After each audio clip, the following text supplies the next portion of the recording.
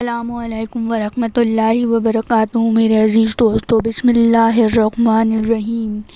अल्लाह का फरमान, जब अल्लाह दुआ कबूल करता है तो ये 7 निशानियाँ ज़ाहिर कर देता है। वो कौन सी निशानियाँ हैं जो ज़ाहिर हो जाती हैं जब अल्लाह पाक हम लोग की दुआएं कबूल फरमाता है?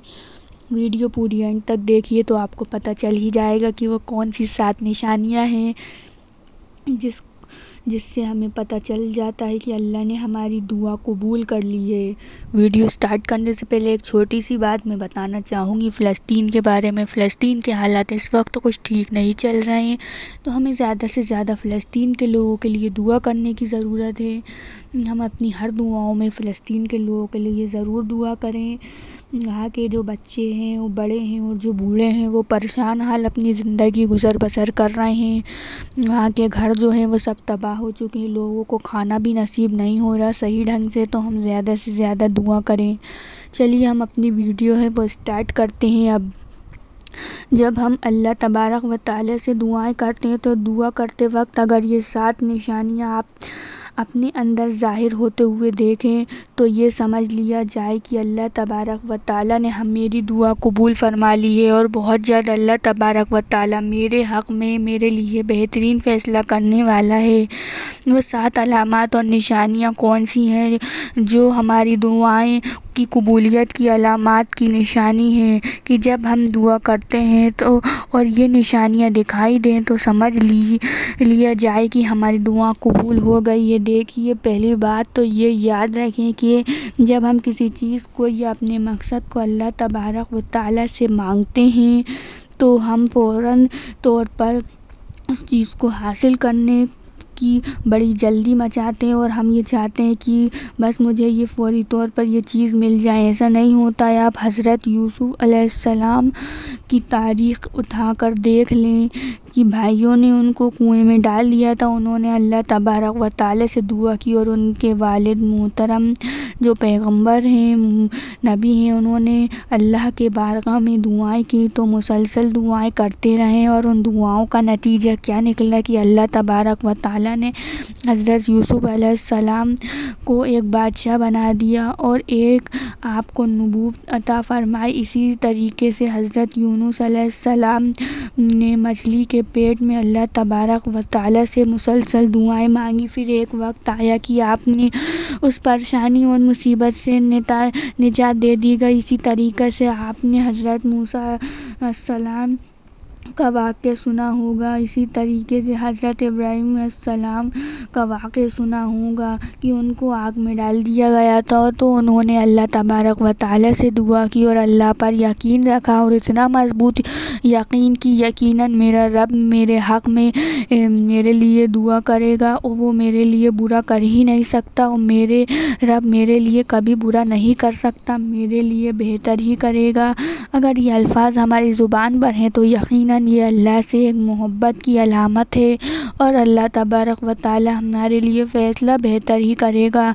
अब आइए वो कौन सी निशानियाँ और अलामात है कि जो हम दुआएं करते वक्त अपने अंदर अगर महसूस करें तो यकीन जानिए कि हमारी दुआएं बहुत जल्द कबूल होने वाली है और जो हम मांग रहे हैं अल्लाह तबारक व तआला यकीनन वो चीज़ें हमें अता कर देगा। देखिए, सबसे पहले जब आदमी दुआएं करने के लिए बैठता है और अपना ध्यान और अपना तवज्जो अल्लाह के सामने रखता है और अपने दिल को दिमाग को बिल्कुल साफ़ कर देता है कि बस मेरे दिल और दिमाग में कुछ नहीं है सिवाय अल्लाह और उसके रसूल की मोहब्बत के। मेरे दिल में बस अल्लाह और उसके रसूल की मोहब्बत बसी हुई है। और उस वक्त जब दुआएं कर रहा होता है तो दुआ करते हुए अगर बदन के रोंगटे खड़े हो जाए और बदन में एक हल्की सी कपकपी तारी हो जाए तो ये दुआओं की कबूलियत की अलामत है कि अल्लाह ने आपकी दुआ कबूल फरमा ली है। यानी जब दुआ करते वक्त बदन के रोंगटे खड़े हो जाए या बदन में एक हल्की सी कपकपी सी तारी हो जाए और बदन में एक रोंगटे जैसी महसूस होने लगे, ऐसे लगे कि हमारे रोंगटे खड़े हो रहे हैं, तो ये जो अलामत है ये दुआओं की कबूलियत की अलामत है कि अल्लाह ने आपकी दुआएं कबूल फरमा ली। दूसरी जो है कि जब हम दुआएं कर रहे होते हैं तो उस वक्त दुआ करते करते हमारे आँखों से आंसू निकल आएँ उस मौके पर कि हम अपनी दुआएं कर रहे हैं किसी चीज़ के लिए, किसी मकसद के लिए, अपनी हाजत, अपनी ज़रूरत और अपनी परेशानी के लिए, और उस वक्त आंसू निकल आए और बंदा बिला तकल्लुफ़ अल्लाह से दुआएं कर रहा है और अल्लाह के सामने रो रहा है, और उस वक्त जो आंसू निकलता है तो अल्लाह तबारक व तआला उसके गुनाहों को माफ़ कर देता है, उसकी मग़फ़िरत कर देता है और उसकी दुआओं को कबूल फरमा लेता है कि मेरे बंदे, मैंने तेरी दुआ कबूल कर ली है। और जो अल्लाह के सामने रोते हैं, आंसू बहाता है, तो अल्लाह तबारक व तआला उसको खाली हाथ नहीं भेजता, कुछ ना कुछ उसको देकर ही भेजता है। तो हम अल्लाह से रज़ा मांगें कि अल्लाह तेरी रज़ा हमें नसीब हो जाए। इसी तरीके से मुसलसल दुआएं करते रहना कि अगर हम किसी परेशानी में या किसी हाजत के लिए, किसी ज़रूरत के लिए दुआ कर रहे हैं तो मुसलसल दुआ करना, किसी चीज़ के लिए मुसलसल दुआ करते रहना।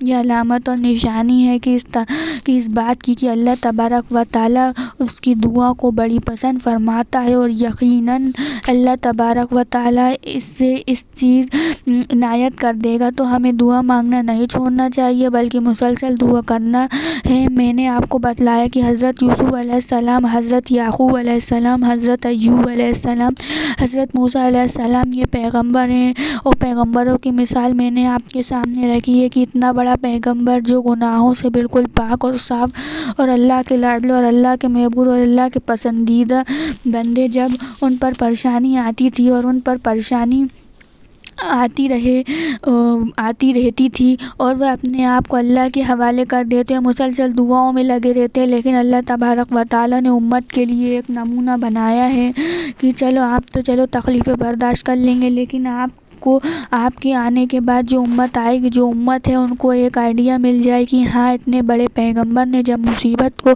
बर्दाश्त किया तो हाँ, हम क्या हैं, हम भी कर सकते हैं। तो एक नमूने के तौर पर, एक मिसाल के तौर पर हम अपने आले को देखें, हम अपने पैगंबरों की मिसालें अपने सामने रखें, तो इंशाअल्लाह हमें अपनी ज़िंदगी में काफ़ी सुकून और इत्मीनान मिलेगा। इसी तरीके से दुआ करते हुए एकदम से अचानक से रोना आ जाना, अचानक से एक अंदर से कैफियत तारी हो जाना रोने की, तो ये दुआएं भी कबूलियत की अलामत है। और जब बंदा किसी सख्त मुश्किल में फंसा हुआ होता है और उस वक्त वज़ू करके 2 रकात नमाज़ पढ़ के अल्लाह के सामने जैसे बैठता है, दुआ शुरू करता है और यह अल्लाह कहता है, फ़ौरन उसके आँखों से आंसू आ जाते हैं और फ़ौरन उसको रोना आ जाता है, यानी उसके दिल की जो कैफियत है वो पूरी बदल जाती है। और उस मौके पर उसको अल्लाह से दुआ करने में जो मज़ा और लज्जत आती है, वो उसकी एक मिठास, उसकी हलावत कुछ अलग ही होती है। उसको वही महसूस कर सकता है कि जो अल्लाह के सामने बैठकर इस तरह से दुआएं कर रहा है, और उसकी दिली कैफियत और उसके जो एहसास हैं वो चेंज होते रहते हैं। उस वक्त जो दुआ कर रहा है, उसकी हलावत, उसकी मिठास और उसकी लज्जत वही महसूस कर सकता है जो ये अमल कर रहा होता है, या जिस उस पर तरह उसकी परेशानियाँ या हालात गुजर रहे हैं, और फिर अल्लाह के सामने आकर इस तरीके से रोता है तो बिला एकदम से उसके आंखों से आंसू निकल जाते हैं। इसी वक्त तहज्जुद के वक्त जो दुआ करते हैं, और एक बड़ी अलामत है कि जब हम किसी चीज़ की तलब होती है या किसी मकसद को हासिल करना होता है, या कोई चीज़ हमें हासिल करना है और उसके लिए अहले सुबह के वक्त में एकदम से आँख खुल जाना, तहज्जुद के वक्त में, और फिर बेदार हो जाना, फिर 2 रकात नमाज़ पढ़ने की या 4 रकात नमाज़ पढ़ने की तौफीक मिल जाना, और उसके बाद अल्लाह के सामने हाथ उठाने की तौफीक मिल जाना। मेरे दोस्तों, इस्लाम की शहज़ादी, इससे बड़ी कबूलियत की अलामत क्या चाहिए?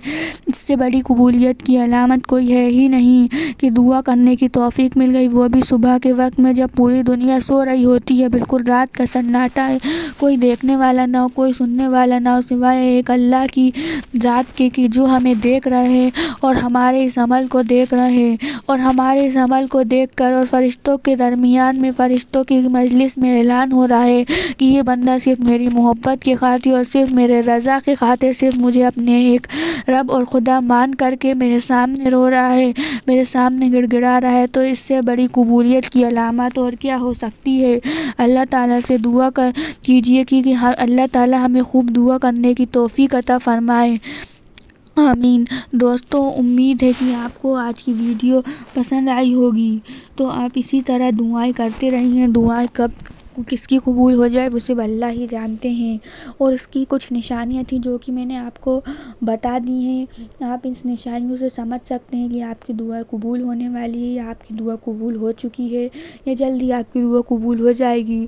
तो सबसे ज़्यादा जो दुआएं कबूल होती हैं वो तहज्जुद के वक्त होती हैं। तो हर इंसान को चाहिए तीसरे पहर उठे, तहज्जुद की नमाज़ पढ़े और उसमें अल्लाह से रो रो के दुआ करे। तो अल्लाह ताला बहुत बड़ा बादशाह है, वो सब की सुनता है। तो आपकी क्यों नहीं सुनेगा, आपकी भी ज़रूर सुनेगा। तहज्जुद की नमाज़ पढ़ने के बाद एक तस्बीह ज़रूर इस्तिग़फ़ार की पढ़िए। मैंने इस्तिग़फ़ार चैलेंजेस के ऊपर बहुत सारी वीडियो बनाई हैं, आप मेरे चैनल पे जाके देख सकते हैं कि इस्तिग़फ़ार करने की क्या क्या फ़ज़ाइल हैं और इसके क्या क्या फ़ायदे हैं दुनियावी और आखिरत में। तो ये आप वीडियो ज़रूर देखिएगा। तहज्जुद के ऊपर भी मैंने वीडियो बनाई है। अब ये मैंने दुआओं के ऊपर जो बनाई है कि क्या क्या निशानियाँ ज़ाहिर होती हैं जब हमारी दुआएं कबूल होती हैं। तो ये कुछ निशानियाँ थी जो कि मैंने आपको इस वीडियो के ज़रिए पूरी निशानियाँ बता दी हैं। तो अगर आपको मेरी वीडियो पसंद आए तो प्लीज़ मेरे चैनल को ज़रूर सब्सक्राइब करिए और बेल आइकन का बटन दबाना मत भूलिए। मेरे वीडियो को ज़्यादा से ज़्यादा लाइक करिए, शेयर करिए और कमेंट करके बताइए ज़रूर कि आपको मेरी वीडियो कैसी लग रही हैं। मिलते हैं अगली वीडियो में। वीडियो देखने का बहुत बहुत शुक्रिया। सवाब जारिया के तौर पर मेरी वीडियो जो है वो ज़्यादा से ज़्यादा लोगों को शेयर करिए ताकि ज़्यादा से ज़्यादा लोगों को इस्लाम के बारे में, इस्लामिक इन्फॉर्मेशन के बारे में पता चले और वो इस दुनिया की लज्जत को छोड़कर आखिरत की फ़िक्र करने लगे, नमाज़ों पे ध्यान दें। आप जितना ज़्यादा शेयर करेंगे इस वीडियो को आपको उतना ही ज़्यादा सवाब मिलेगा अल्लाह ताला की तरफ से, क्योंकि हम सवाब का काम कर रहे हैं, इस्लामिक इन्फॉर्मेशन दूसरों तक पहुंचा रहे हैं। तो अल्लाह ताला इसका सवाब और अज्र ज़रूर देगा। और दूसरों की मदद करना मत छोड़िए। अगर हम दूसरों की मदद करेंगे तो अल्लाह हमारी मदद ज़रूर करेगा। चलिए ये वीडियो मैं यही ख़त्म करती हूँ। मिलते हैं अगली वीडियो में। शुक्रिया।